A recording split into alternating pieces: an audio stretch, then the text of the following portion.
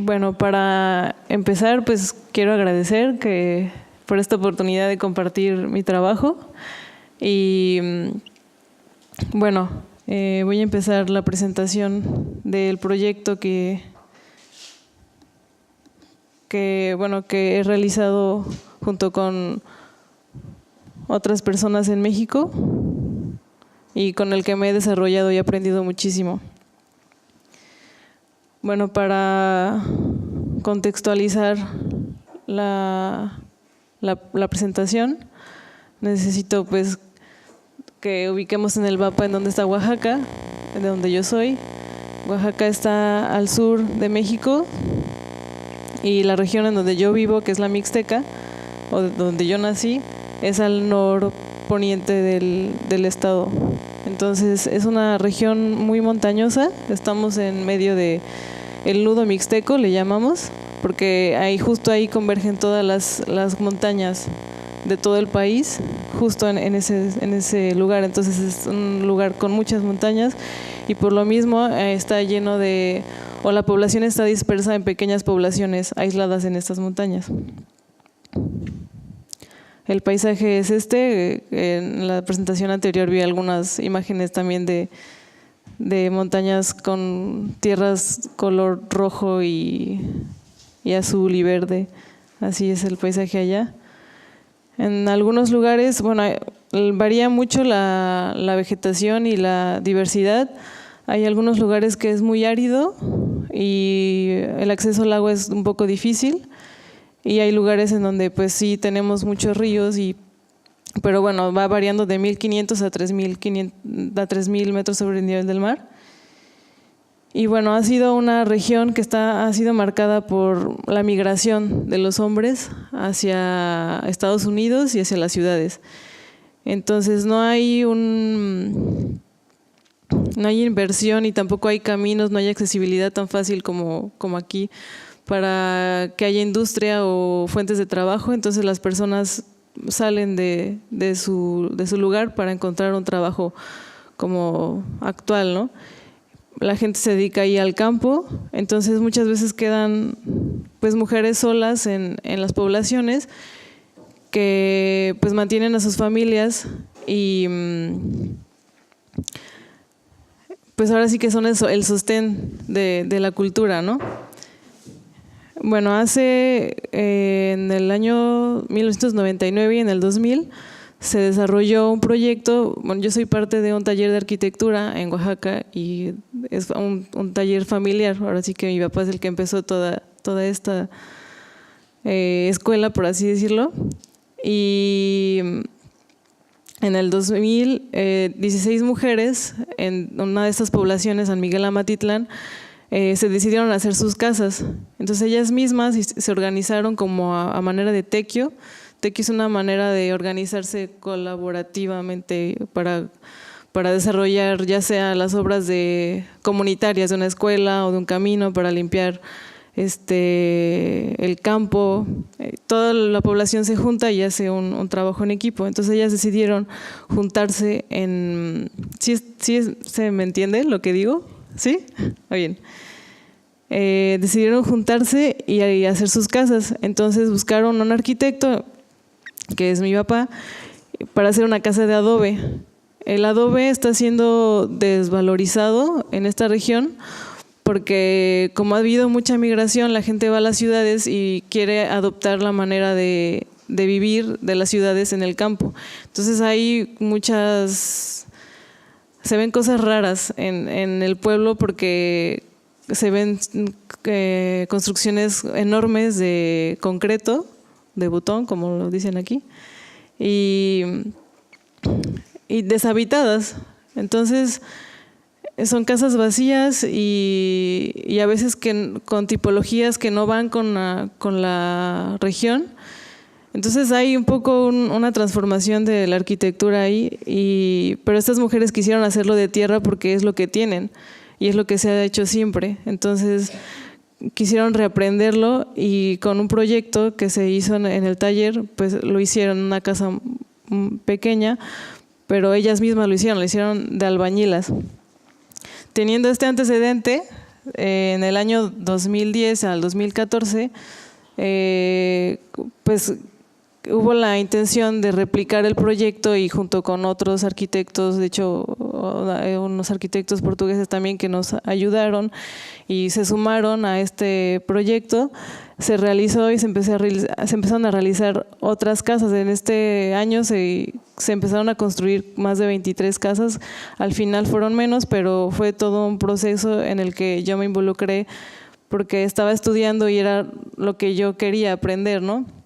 De la arquitectura, y dentro de todos los jóvenes que llegaron a participar allá, pues Catarina llegó a Oaxaca por la intención de aprender con nosotros y con la gente aquí. Y bueno, se empezó todo un proceso de intercambio, ¿no? Porque cuando uno va desde fuera a construir a una comunidad, uno a veces piensa que va a enseñar algo, ¿no? Pero es todo lo contrario, es ir a aprender. Y surgió en mí una inquietud y una serie de reflexiones de qué es realmente calidad de vida, porque estas personas que viven en comunidades más pequeñas, de donde yo crecí, buscan salir de este lugar para tener una mejor calidad de vida, según ellos, y esa mejor calidad de vida es regresar y construir una casa más duradera, ¿no? Y nosotros vamos a este lugar también a refrescarnos y encontrar calidad de vida en el campo. Entonces fue un intercambio muy interesante que me hizo reflexionar mucho. Y bueno, con esta reflexión dejo también que Catarina hable de su experiencia en este lugar. Vou falar espanhol também, para a Maria seguir a conversa de perto.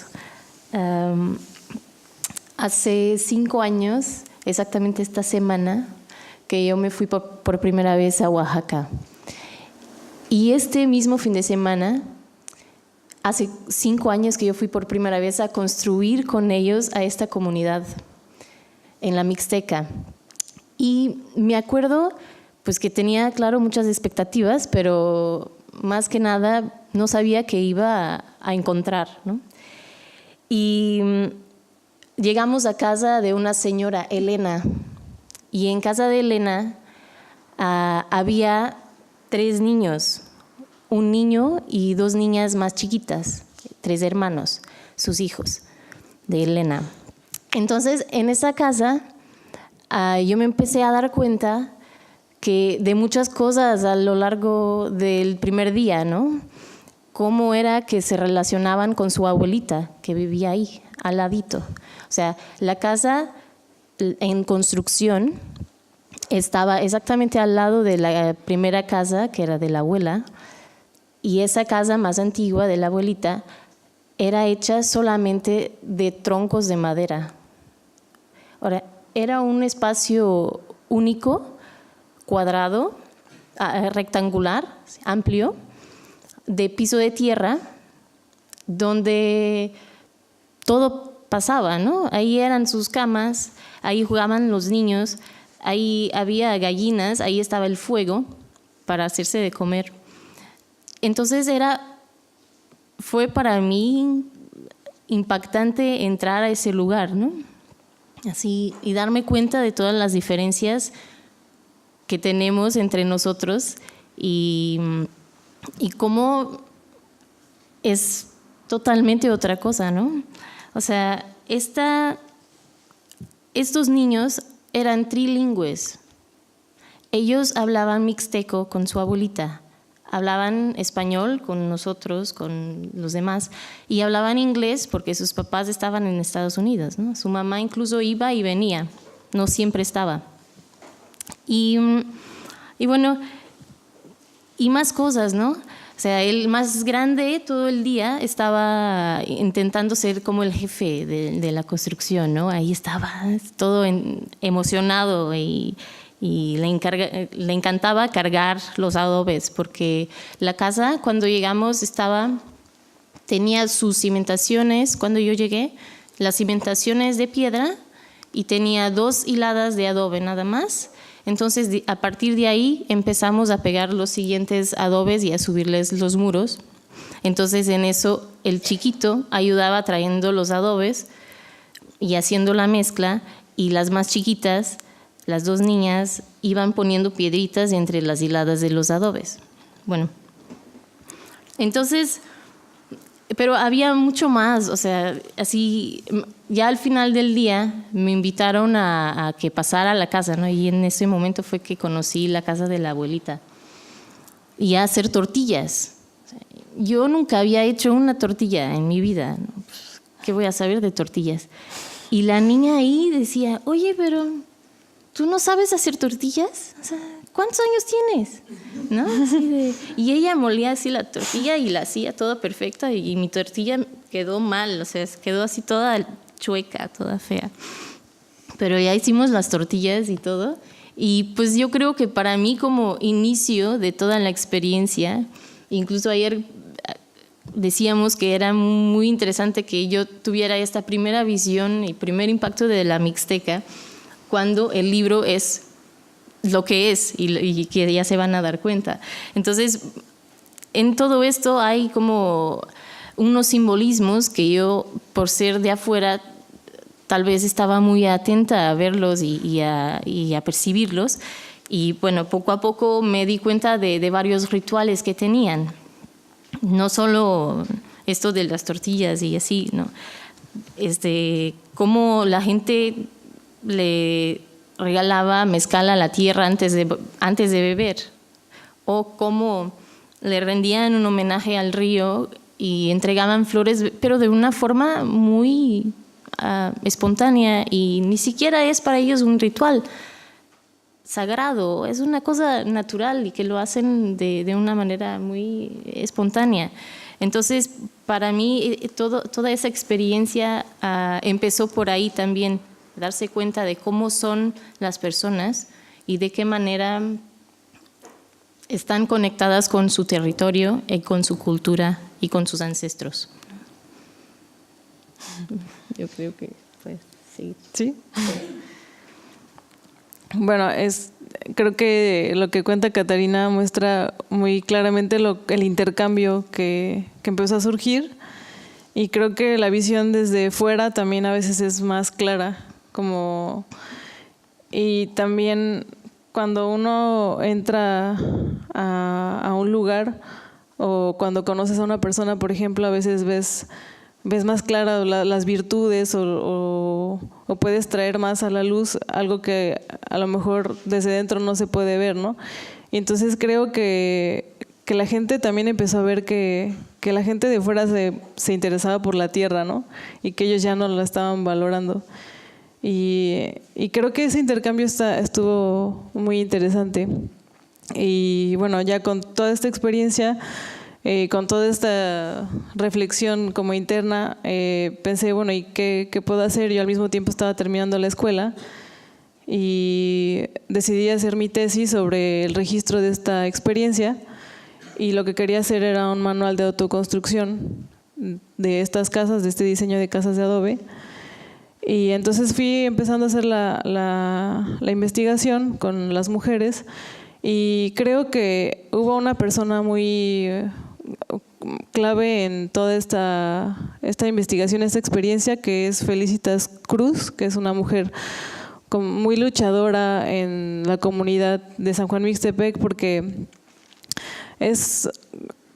todavía sigue siendo sociedades muy machistas, y las mujeres no pueden tener puestos o cargos en los municipios, o no pueden tener voz, ¿no? Entonces ella ha sido una gran luchadora como social por la dignidad de las mujeres, y pues es amante de su tierra, ¿no? Y de su lengua, que habla mixteco.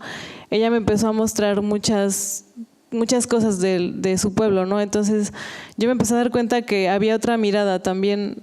No solamente era ir a construir o ir a compartir esto, sino también había algo más importante.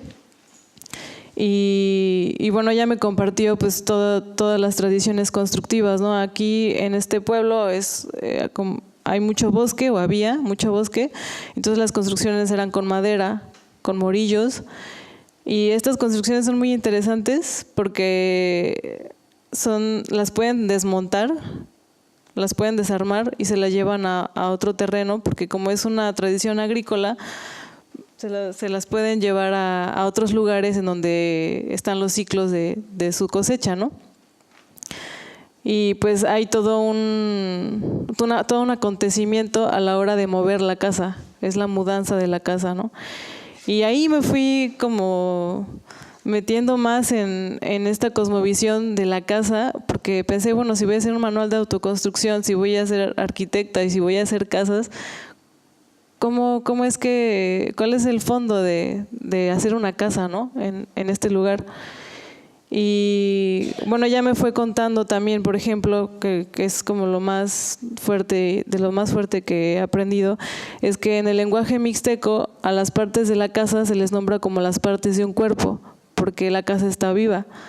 Entonces los cimientos de la casa son los pies de la casa, es el simbolismo de la lengua, ¿no? Los muros son las costillas y el techo es la cabeza de la casa. Y ella me contó muchas cosas, ¿no?, sobre esto. Me decía que la puerta de la casa tenía que estar orientada hacia el sol, porque el sol no solamente es el astro que sale todos los días, ¿no? Para ellos en su lengua es Nicanchi, que significa el ser que sube e ilumina. Entonces es en la cosmovisión de muchas culturas mesoamericanas, la naturaleza no solamente es algo físico, sino que es el Dios mismo, todo está impregnado de la divinidad. Entonces, viéndolo desde ahí, creí más importante compartir y traer a la luz este conocimiento que solo hacer un manual técnico, porque sí creo que necesitamos tener más consciente que las cosas que creamos están vivas y que estamos en un universo que está vivo, y así también la casa que hacemos pues va a tener un cuerpo, ¿no? Y por qué no voltear a ver las raíces de nuestra cultura, las culturas ancestrales, qué nos dicen, porque bueno, esta cuestión, ¿no?, de tener que adoptar o tener que comprar tantas visiones externas, y no valorar o no traer a la luz de la misma manera los valores de las raíces. Entonces, ¿de qué manera hacerlo? Me lo pregunté mucho, y después de que tenía este proyecto del manual de autoconstrucción, pensé que el arte hace eso. El arte es el puente entre dos piezas que se están comunicando y a veces no hay mucha manera de comunicarlas, ¿no? Entonces creo que el arte es esa unión que, si yo me lo imagino, y he estado platicando con amigos también, de como si fuera una vértebra, la unión de una vértebra con otra. El disco intervertebral, que es esta como masa flexible, hace que la fuerza pase de una manera fluida y los movimientos sean fluidos. Entonces, de esa misma manera, creo que el arte es esa unión flexible que comunica y es el puente entre edades, entre siglos, entre diferentes culturas, entre diferentes idiomas, y es un lenguaje. Entonces, ¿por qué no traer con el arte este conocimiento? Y bueno, justamente en Oaxaca encontré un taller en donde estaban enseñando cómo se hacían los libros antiguos, con gravuras en madera, y había un taller muy completo para desarrollar un libro. Entonces yo decidí hacer este manual cuento manualmente, todo artesanal. Entonces, bueno, aquí les muestro algunas imágenes de lo que es. Esto es para simular, son las guardas del libro, y es el paisaje de la Mixteca, ¿no? Algún otro paisaje. Este libro es muy particular porque nació siendo gráfico, antes de que existiera una narrativa como poética o las palabras exactas para nombrar la narrativa. Fue gráfico. Entonces creo que a través de las manos se fue transformando este conocimiento. Y bueno, el primer libro se llama La Casa Viva, que empezó siendo este manual y mientras se fue construyendo, también se fue construyendo la narrativa. Como les contaba, todo es con grabados hechos a mano, impresos a mano también. La encuadernación también es a mano y el texto, que fue en colaboración con un amigo artista, poeta, fue impreso también con tipos móviles. Y bueno, este libro cuenta la experiencia de un extranjero que va a un pueblo que podría ser un pueblo en la Mixteca y se encuentra unos niños, como Catarina encontró a estos niños que le enseñaron cómo hacer su casa, cómo estaban haciendo su casa, ¿no? Entonces, toda esa experiencia de este señor que está inspirado en Oscar Hagerman, que es un arquitecto muy importante en México, que ha trabajado con, yo creo que la mayoría de pueblos, ha recorrido todo el país ayudando y teniendo proyectos con comunidades, ¿no? Entonces, es en representación de este señor Hagerman, y de hecho se llama así el personaje que llega a esta comunidad. Este es el primer libro, que es un libro de artista hecho totalmente a mano, y es una experiencia que duró como un año y tiene un tiraje de 20 ejemplares. Por ser un tiraje tan limitado y todo está hecho a mano, es poco accesible, ¿no? Y este conocimiento se necesitaba compartir más, entonces decidí hacer otro libro que estuviera hecho ya en imprenta con un tiraje mayor. Y entonces, con la venta de los libros anteriores, de algunos, pude realizar este otro libro en colaboración con... A mí me gusta mucho colaborar con mis amigos artistas, entonces invité a otra amiga. Y en este libro quisimos, ella y yo empezamos a hablar mucho sobre el cuerpo, ¿no? Al principio les hice un ejercicio de retomar y regresar a ese lugar en donde se sentían en casa y cómo se sentía también su propio cuerpo ahí.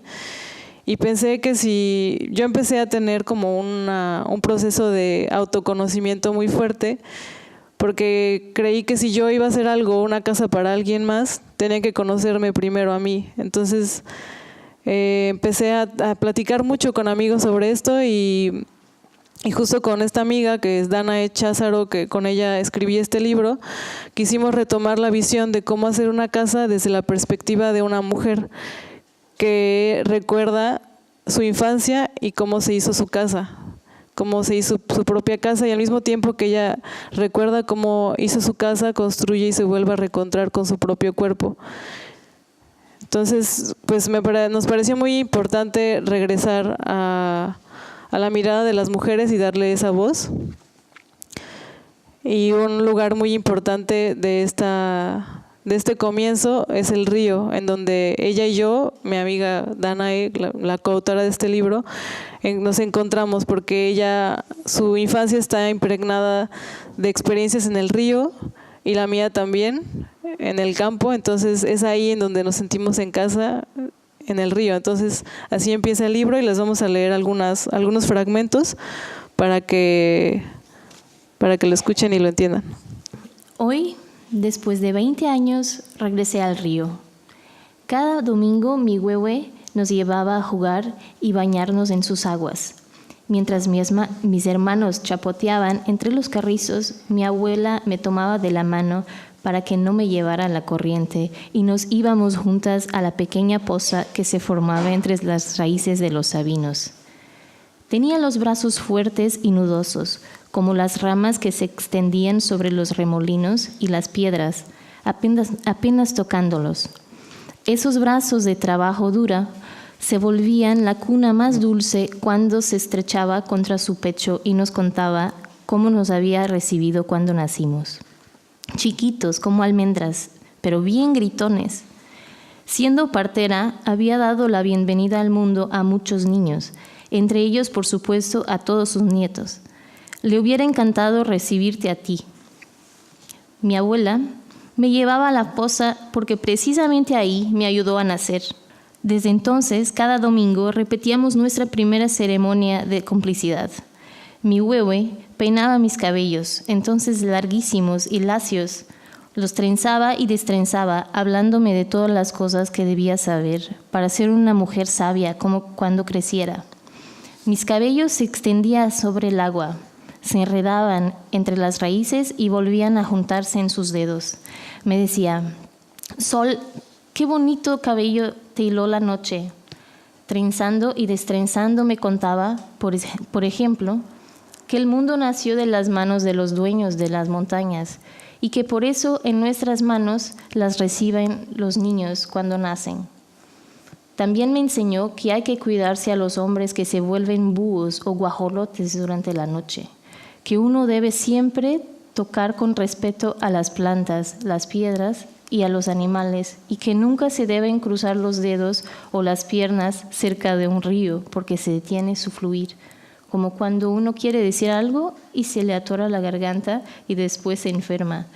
Así el río se puede enfermar si no corre como quiere. Fuimos haciendo camino con Bruno y llegamos a la cima donde crecía el viejo amate. Era un árbol muy grande y grueso, con piel amarilla y hojas verdes, que extendía sus raíces sobre las rocas. Era nuestro árbol preferido, nos ofrecía sus ramas para subir por ellas. Nos balanceábamos, subíamos y bajábamos. Nos retábamos unos a otros para ver quién llegaba más alto o quién aguantaba más tiempo colgado de cabeza. Era nuestro refugio, ese al que solo nosotros, por ser niños, podíamos acceder. Entre sus nudos ocultábamos los dulces que nos llegaban a escondidas, para luego encontrarlos y comerlos ya pegajosos, con pedacitos de corteza. Después de un rato, cansados por el sol de mediodía y con las rodillas raspadas tras las acrobacias sobre la corteza, nos tendimos entre las ramas, con manos y pies colgando. Nos aventábamos ramitas unos a otros cuando de pronto Maximino pegó un grito. ¡Miren, miren esto! Bajó como un mono de una de las ramas más altas con una sola mano. En la otra llevaba delicadamente un diminuto nido entre sus dedos, hechos de ramas, algodón y plumas. Todos trepamos para verlo de cerca. Lo tocamos con la punta del dedo, admirando el minúsculo trabajo del colibrí e imaginándolo recolectando cada partecita de su minúsculo hogar. Decidimos llevarlo como ofrenda para la nueva casa. Contentos con el hallazgo, recogimos el copal para la ceremonia y regresamos dando saltos en el camino. Acompañaba a nuestro ritmo los rojos violetas del atardecer y el chirrido acompasaba los instantes de las chicharras. Nos turnábamos para cuidar el pequeño nido, que naturalmente ya era nuestro tesoro preciado. Se sentía el fresco de la tarde. Nuestras sombras, cada vez más largas, llevaban su propia danza sobre el camino. Desde lejos podía sentirse un murmullo vibrante en el aire. Llegamos al terreno y todo el pueblo estaba reunido allí. Las mujeres con faldas largas, los hombres con sus camisas de trabajo y sombrero.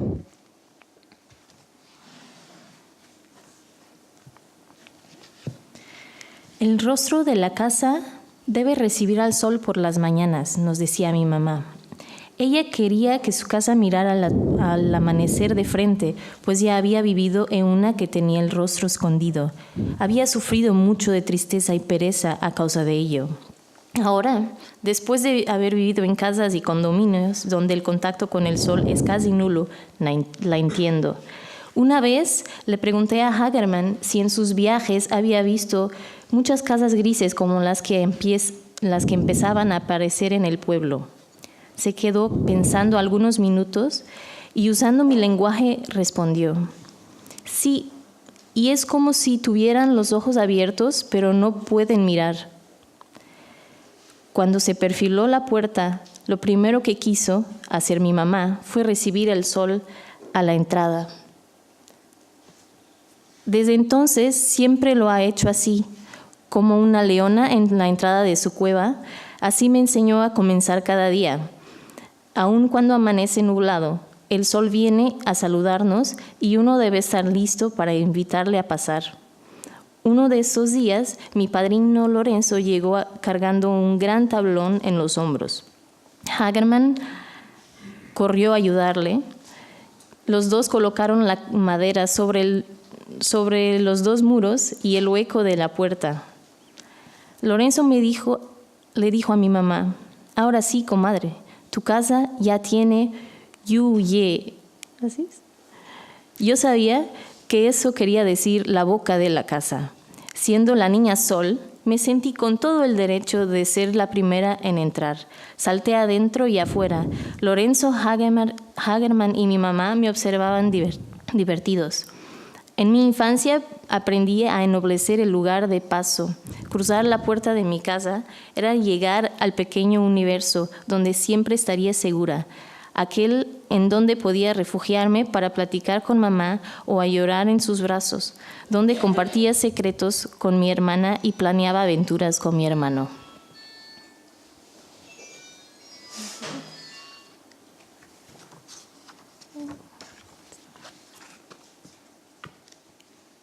Es el final.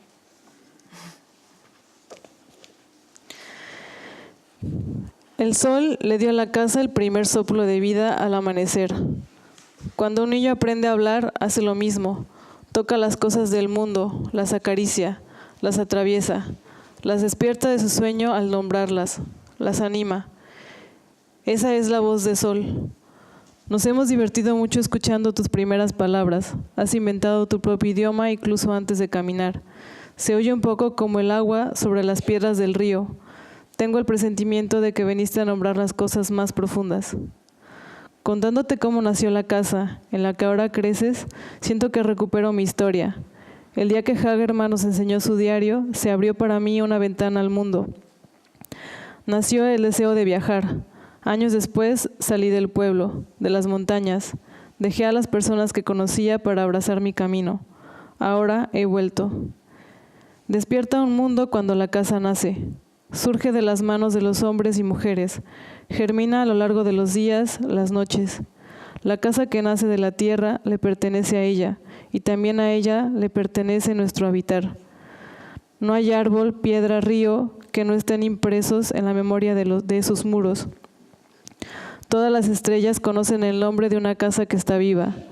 Su aliento anima el corazón de los hombres y los mantiene de pie. Sabemos que tenemos un hogar cuando las raíces de nuestro interior se confunden con el dibujo de nuestro vuelo. Uno vuelve siempre a su simiente, allí donde aprendió a nombrar el mundo y trazó la primera línea de su camino.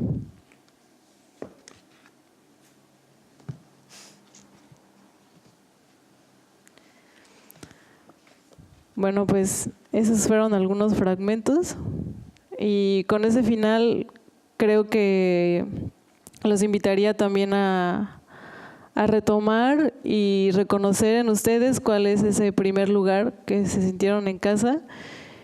Y yo siempre cuando me preguntan cómo cerrar este ejercicio, yo pienso que el objetivo de este libro es traer al consciente o traer a nuestra realidad estas enseñanzas de estas culturas ancestrales y cómo le podemos hacer honor a nuestra manera de habitar en cada momento de nuestra vida y en cada día, ¿no?